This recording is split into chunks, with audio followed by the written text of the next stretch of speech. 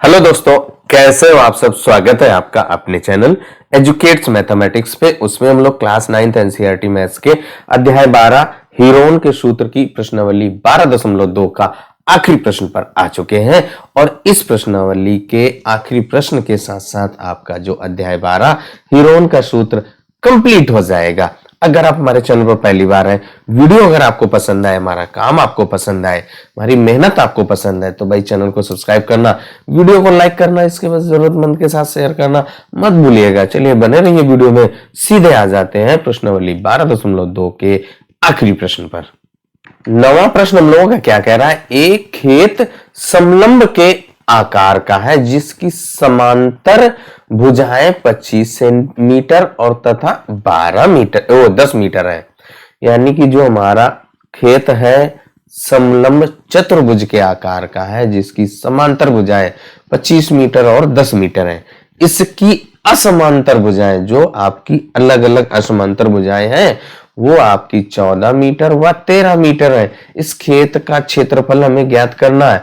तो सबसे पहला हमारा काम है एक समलंब चतुर्भुज बनाना है और फिर उसके बाद हम लोग सॉल्व करेंगे। और समलंब चतुर्भुज का जो क्षेत्रफल होता है 1/2 समांतर भुजाओं का योग गुणे ऊंचाई, यानी कि समांतर भुजाओं के बीच की दूरी होती है, वो वही आपकी ऊंचाई कहलाती है। अगर आप यहाँ पर ऊंचाई ज्ञात कर लें, क्योंकि देखिए समांतर भुजाएं तो दी गई हैं, ऊंचाई ज्ञात कर लें तो आप क्या करेंगे, इस खेत का क्षेत्रफल ज्ञात कर पाएंगे। और ऊंचाई ज्ञात करने के लिए जो आपकी असमांतर भुजाएं हैं उनका प्रयोग करना पड़ेगा। चलिए सबसे पहले फिगर बनाते हैं, फिर सॉल्व करते हैं। अब देखिए हम लोगों ने क्या किया, जो फिगर है वो बना लिया, जो प्रश्न कह रहा था वैसा हमने एक फिगर बनाया।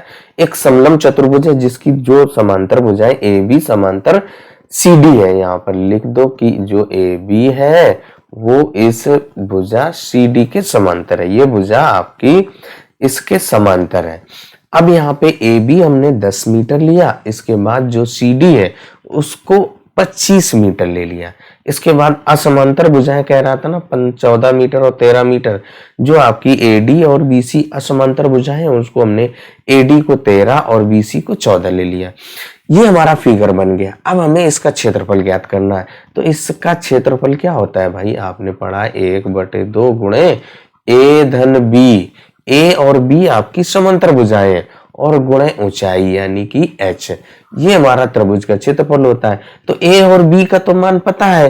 अब अगर हम किसी तरीके से इसकी ऊंचाई पता कर लें तो ऊंचाई ज्ञात करने के लिए हम लोग क्या कर रहे हैं, जो AD भुजा है इसके समांतर आप B बिंदु पर एक रेखा खींच दीजिए। तो वो आपका मान लो ऐसा खींच गया।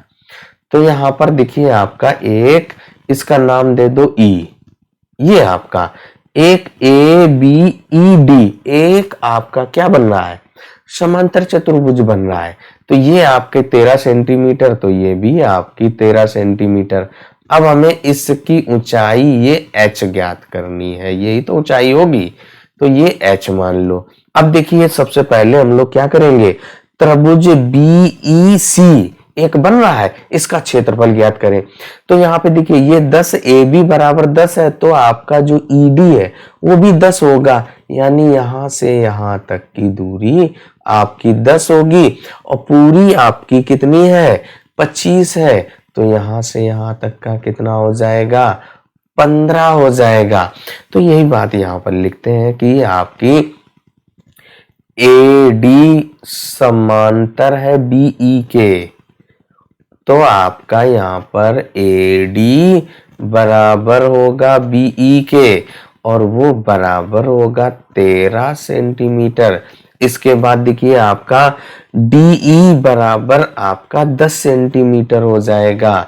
यहाँ पर लिख दो DE बराबर 10 मीटर होगा, सेंटीमीटर नहीं है भाई, हम लोगों की भुजाएं हैं भाई, तो ये मीटर है।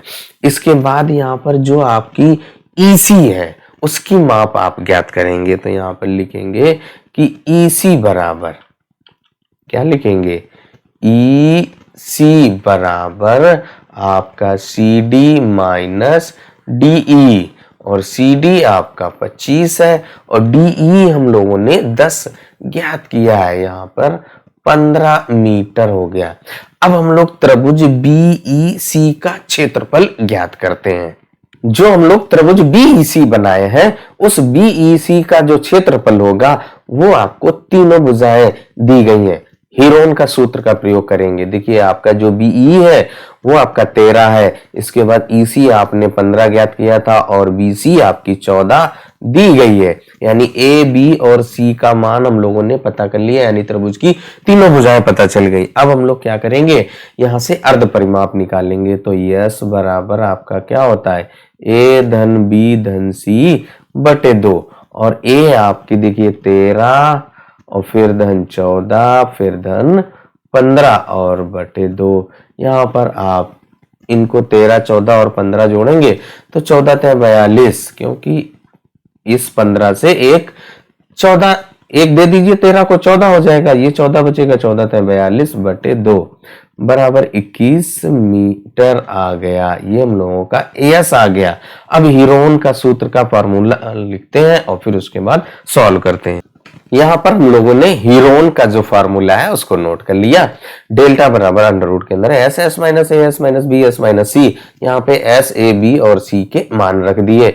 अब इनको आप घटा दीजिए भाई, तो अंडर रूट के अंदर देखिए 21 और गुणे 21 से 13 घटाने पर आपका 8 और 21 से 14 घटाने पर 7 और इसके बाद 21 से 15 घटाइए तो आपका 6 आ गया। अब आप केवल और केवल इनको सॉल्व कर दीजिए, यानी सॉल्व करने का मतलब इनका वर्गमूल निकालेंगे। तो देखिए यहाँ पर अंडर रूट में 21 और गुणे, यहाँ पर देखिए आप क्या करिए, ये जो 8 है इसको ऐसे ही रहने दीजिए और गुणे 7 और गुणे 6 को 3 गुणे 2 लिख दीजिए। तो आपका देखिए क्या हो जाएगा, 6 गुणे 2, 6 को हम लोगों ने 3 गुणे 2 लिखा, 3 दूनी 6। अब ये 7 त्रिका 21 और 7 त्रिका 21 एक एक जोड़ा बन गया, इसीलिए हम लोगों ने किया भाई 21 और गुणे यहाँ पे 8 दूनी 16। 16 का वर्गमूल हम लोग जानते हैं कितना होता है, 4 होता है। तो वही आपका यहाँ पे 21 का एक जोड़ा बन रहा है, तो एक बाहर हो गया भाई। 21 गुणे 4 और 21 चौक 84 होता है भाई। इतने मीटर की घात 2, ये हम लोगों का जो त्रिभुज बना था भाई, उस त्रिभुज का क्षेत्रफल आ गया है जो हम लोगों ने त्रिभुज बनाया था। अब अगर आप इस त्रिभुज का क्षेत्रफल ज्ञात कर चुके हैं तो इस अगर ऊंचाई को ज्ञात करें, तो ये आपने एक लंब खींचा था, तो इस त्रिभुज बीईसी का क्षेत्रफल बराबर क्या होगा, 1/2 आधार गुणे ऊंचाई। आधार हम लोगों का ईसी हो जाएगा, ऊंचाई एच, और त्रिभुज का क्षेत्रफल अभी ज्ञात कर चुके हैं, वो रख देंगे, यहां से एच पता चल जाएगा। जब एच पता चल जाएगा तो वही तो इस समलंब जो आकार का खेत है उसकी ऊंचाई हो जाएगी। और फिर आप यहाँ पे 1/2 ए धन बी गुणे एच में एच का मान रख करके ए और बी आपकी देखिए 10 और 25 है, सॉल्व कर देंगे, आंसर आएगा। त्रिभुज बीईसी का जो क्षेत्रफल बराबर 1/2 बी गुणे एच, और क्षेत्रफल हम लोगों ने ज्ञात किया है 84 और बराबर 1/2 गुणे बेस। आप ध्यान से देखिए भैया कितना है, उस पे आ जाइए। बेस आपने देखिए ईसी है, वो कितना है 15 है, तो यहाँ पर रख दीजिए भाई 15 और गुणे एच। अब इसके बाद हम इसको कैलकुलेशन करेंगे। 2 हम लोगों का गुणे में हो जाएगा क्योंकि इधर बटे में है, तो ये क्या हो जाएगा 84 गुणे 2, और एच के साथ 15 गुणे में है, इधर आएगा बटे में और बराबर एच। इसको आप सॉल्व कर दीजिए तो एच बराबर 2 चाकू 8, 2 अट्ठे 16 और बटे 15।